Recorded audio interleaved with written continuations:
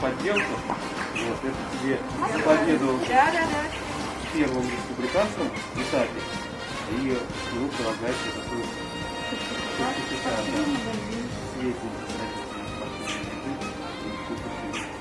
Что захочешь, что знаешь. А это за победу в мастере российского.